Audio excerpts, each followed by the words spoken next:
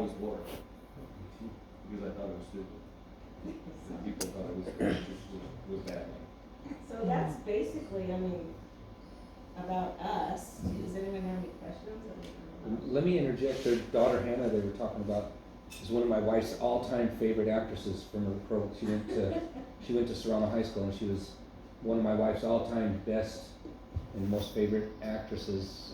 Went through her program for, I think, all 4 years, probably, right? Yes. No, her first year. Or maybe not her freshman year. Her first year, she was at Riverside Oh, Prep. That's right. And we decided that school was an absolute disaster, and we wanted to get her into a different school. Yeah. So we pulled her out and sent her out.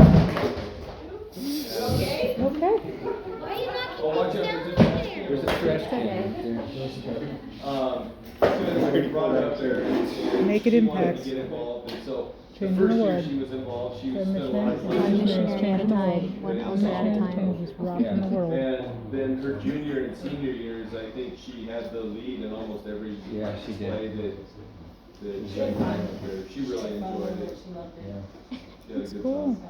So are you into arts and stuff like that? Nope, Nope. not musically inclined at all. My daughters are. Cool. I was a jock. No. No. So we are not into arts. Me No, neither. I tell you, that's one of the funny things. This tells me the Lord has a sense of humor. You know, I have no sons, and neither one of my children are, I mean, Emma, our youngest, has a phenomenal voice. The girl can sing. We used to have a piano here, and she would sit down at the piano and would play things, and we found out that she was just writing notes down, and then would play them. Yeah, she plays She by could ear, just play and by after ear. fighting with her for years over taking lessons, I fought with that kid to practice. And then one day she sits down and starts playing, what's that song from Queen? Bohemian Rhapsody. Yeah, she starts playing it, and I'm like, did you buy the music? And she said, no. And I was like, uh-oh. I got a prodigy. Seriously? Yeah, Oh, yeah. and I yelled at her. I said, seriously, after all these years of piano lessons, and you wouldn't practice? She's like, no, I don't have to. So, Where yeah. does she live neat. now? She is in Big Bear. So, So is the oldest daughter the one with the three grandkids, or No. it's one and two and then she's, one? the oldest one, Hannah, has twins, and then Emma has one. Emma's the youngest, right? Yes. Emma's a little blonde, Hannah's a Yeah. little brunette. Oh, That's, beauties. And We have a that- question that over here. photo right there actually was taken on a golf course, a lake in Lake Las house. Vegas, just outside of Las Vegas. Oh, cute. You'd never suspect that. What did we do? So you mentioned like when you were getting baptized, like he was not really going to church at that time, and then it took for you to talk to him about your lessons and then your baptism. Like how did both of you decide that you both wanted to become active in the church and like center your lives on the gospel? Like, did you have to have a discussion, like a family discussion? Was it something you decided and you persuaded him, or was it like a mutual agreement? Or was it just your choice to live it and then he's not at the moment? or Well, that whatever? was kind of my train of thought was, you know what, at this point in time, I'm gonna do what I think I need to be doing, Mm-hmm. and whatever his decision is, whatever. Mm-hmm. You want me I- to tell you what my thought process know. was when she told me this? Mm-hmm. When she told me this, the thought that I had is, I'm gonna be left behind. Hmm. It was a kick to the gut. I'm going forward and I'm gonna do this, and my thought was, ooh, I don't wanna be left behind while they're going on. Mm-hmm. So, and it becoming active, we were, I don't know. It's not an overnight thing. No, it's not. When you haven't been at church in a long time and you show up, there's missionaries that always want to come up and be your friend. And, there's I've not seen your face before. Let's talk. I wouldn't want to be a missionary. The bishopric always want to, hey, come meet with me. So you get to church 5 minutes late, and you leave in the middle of Oh, yeah, the- we were leaving like. Well, Yes, yeah. Their house. Yeah. I didn't know what to expect. He already was like thinking about it and stuff, and I was like going, huh, what? Why are we-" He's already planning on when to I was like, leave. "What- what's He's going like, on?" exit strategy. Missionaries are gonna come up to me. Well, you know, it was a process, you know, when you're not used to going to church. All right, let me explain it another way. When I would be out working in the yard on Sunday, because I wasn't active. And I'd be out there mowing the lawn or something, and a car pulls up on Sunday, and this little kid in a white shirt and tie jumps out, and he comes over to me and he says, "Are you Brother Waters?" And I'm like, "Who's asking?" And he goes, "Well, I'm here to collect fast offerings." And, you know, but I'll tell you, the first thought I had was being that 12-year-old boy. Yeah, I was that kid. remembering At doing one that. time. And I remember going to the homes of people that were not active and knocking on that door and being yelled at. Yeah. Like, "I don't want anything to do with the church. Why are you kids here bothering me? Get out of here." You know, and I didn't want to be that guy. Right. And so, you know, when they would come and do that, I'd say, "Here, and give me the envelope." And I'd come in and I'd grab like $10 and stick it in the envelope, give it to them, and send it off on its way.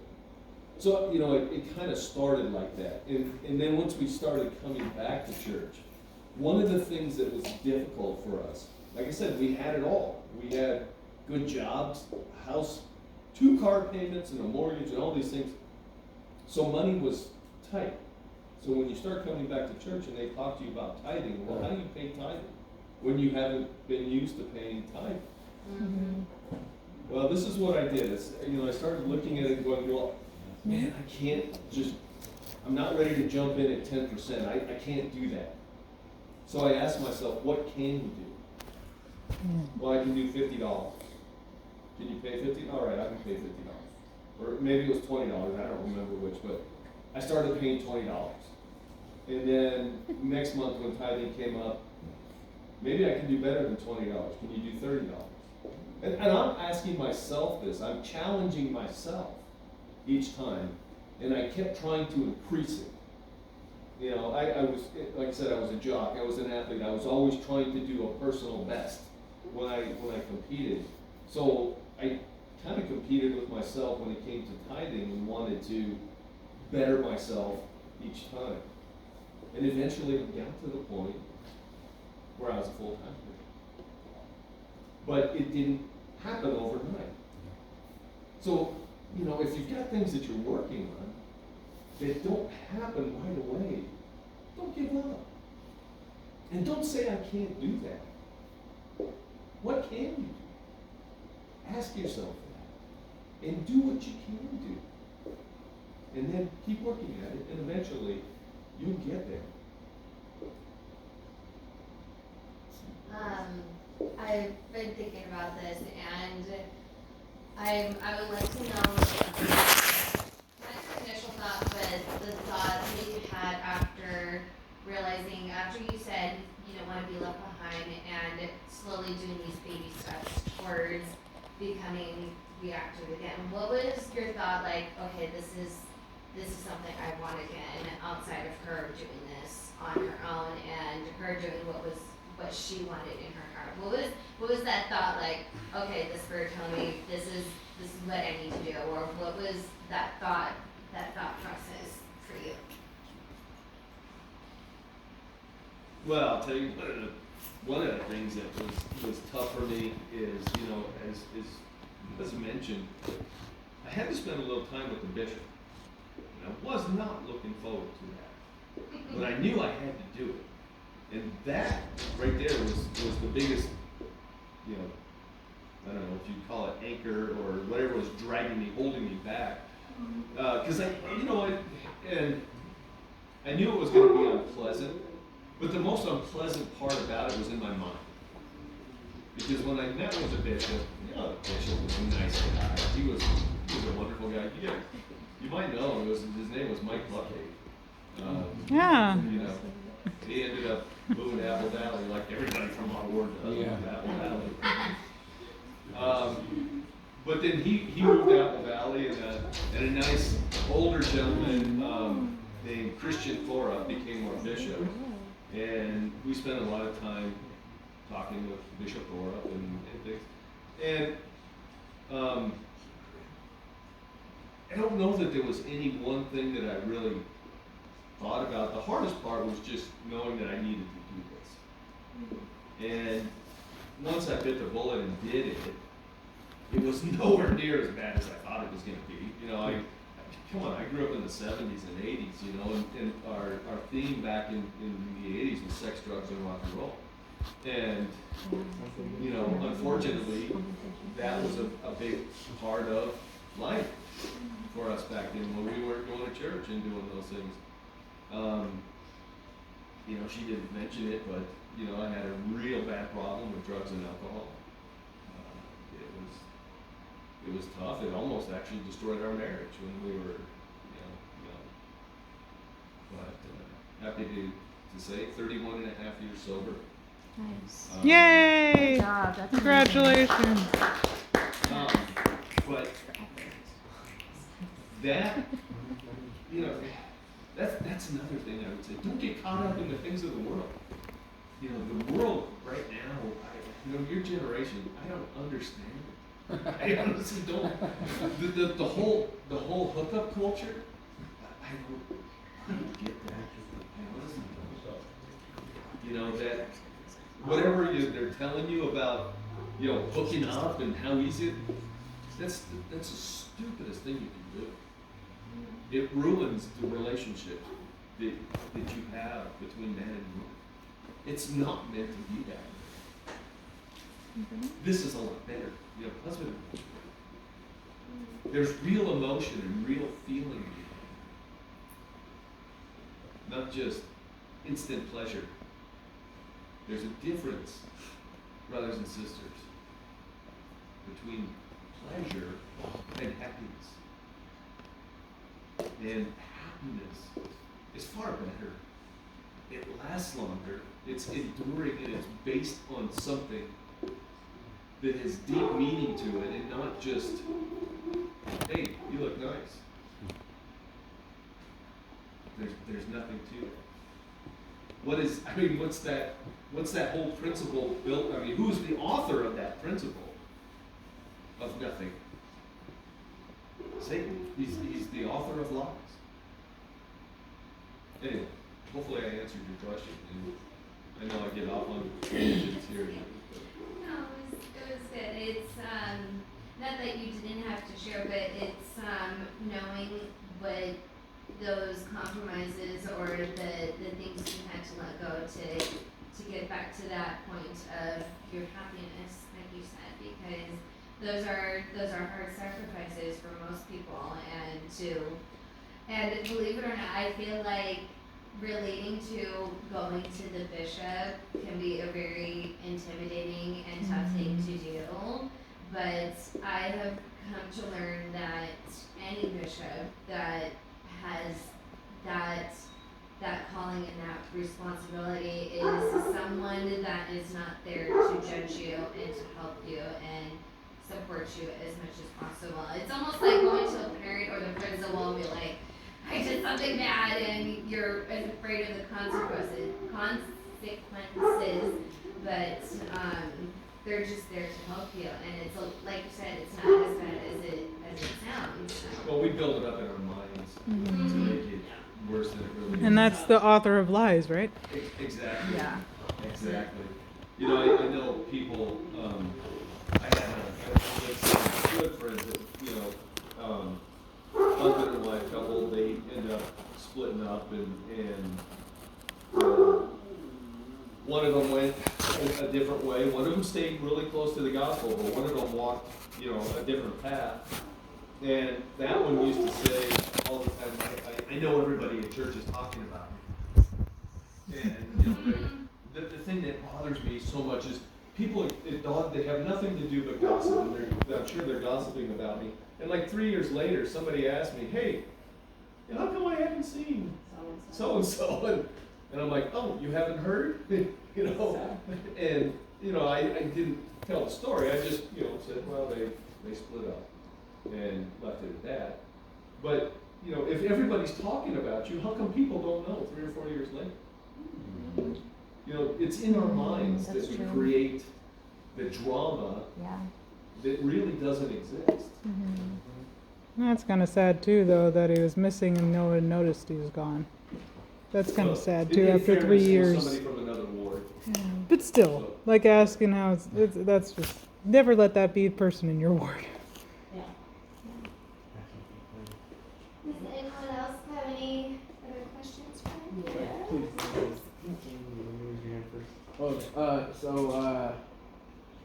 I always saw this like praying on who you would want to start a family with, and something that's equal of importance is where you want to start that family. So, what made you guys decide to come to our lovely high desert?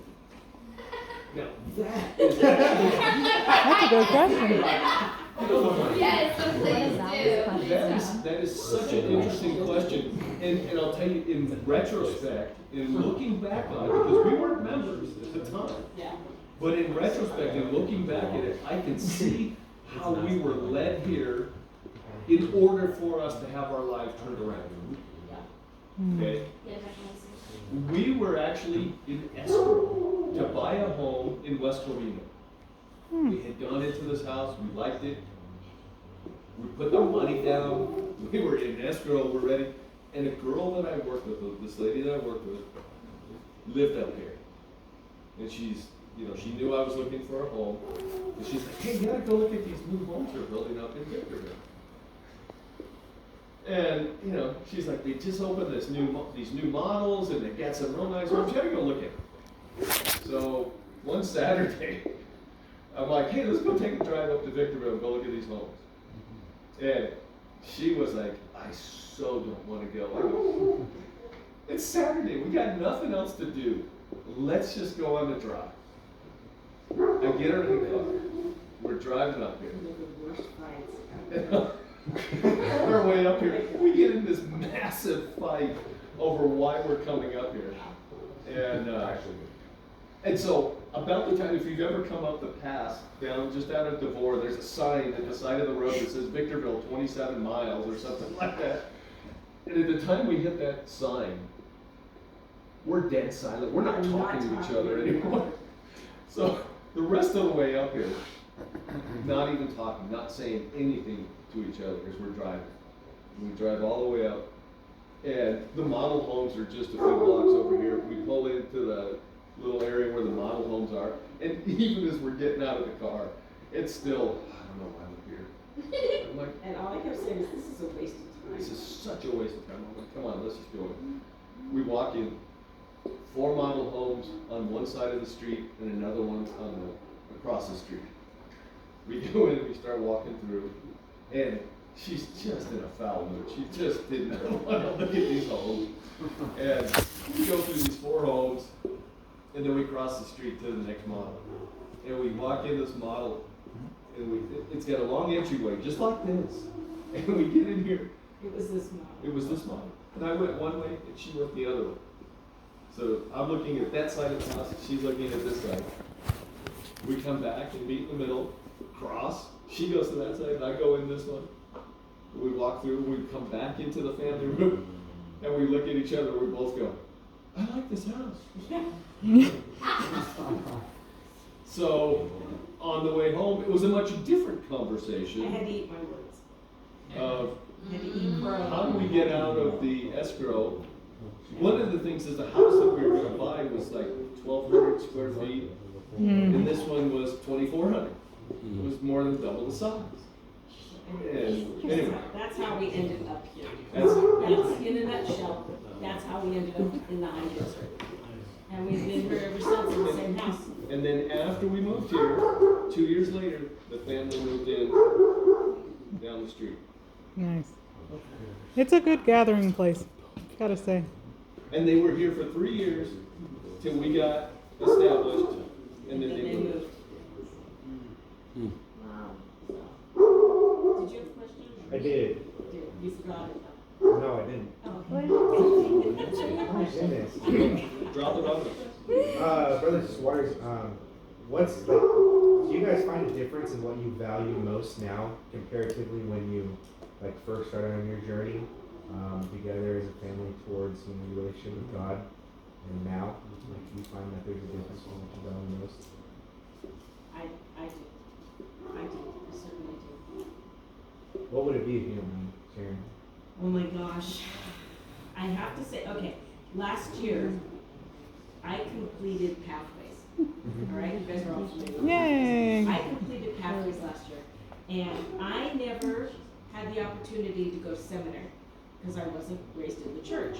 So I got this phenomenal course in religion going through Pathways, and I have to say that I understand now, and I really value the difference and the understanding between a testimony and conversion. You know, I never would have been able to pick them apart before.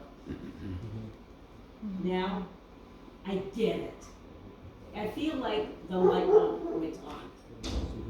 And then previously, before you were, really fostering a relationship with God, what did you value most then? I would have to say back then, you talking about when I was first converted? Or no, No, before you converted. Before I was converted, I did not really have a relationship with God. I knew God, But what I did you knew there was a value? God, I knew there was Jesus Christ, I knew there was Holy Ghost. What did I value? I can't even say that I had anything that I valued. It was just, yeah, Stuff. okay, it's just, it's church. I Yeah, okay. lived with her, she valued stuff. Stuff, yeah, but, I valued stuff. you know what I mean? We were very materialistic back then. Yeah, we were. And to me, that is the biggest change. You know, I even remember sitting in Elders Quorum. Man, it was not long after we had come back to church, and I remember sitting in Elders Quorum one day, and they were teaching a lesson, and they were talking about the early saints, and how the early saints were asked to sacrifice so much. How many of them were asked to mortgage their farms and give the money to the church to help fund it, to help provide it. And I remember the question was raised, would you, if the prophet came to you, would you sell your home and donate the money to the church? And I remember sitting there going, wow, man, I'm not saying no, but it would take me a lot of praying. I'd have to really pray about this to get that confirmation that this is what I need to do. Today, if the prophet came to me and said, I need you to sell your home, okay, I'd still ask a prayer, but it would come a lot quicker. I'd still want the confirmation. But now I would have no qualms at all if I had to. Because I value things of the Lord so much more than I value things of this earth.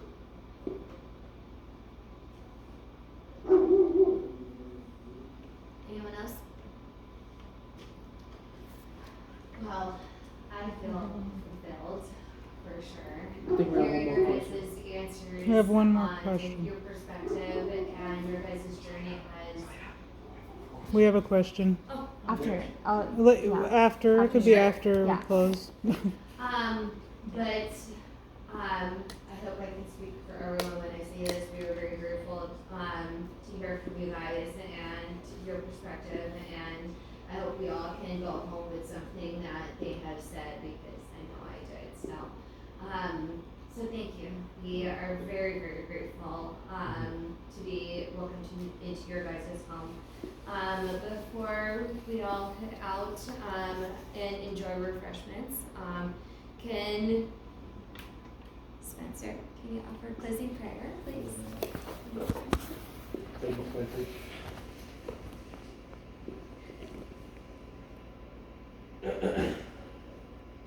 Dear Heavenly Father, we are thankful that we're able to come here tonight and have a little devotion, have them talk to us, and please bless the refreshments that may nourish and strengthen our body. And I say this thing in the name of Jesus Christ. Hey, there is pumpkin bread, lemon bread,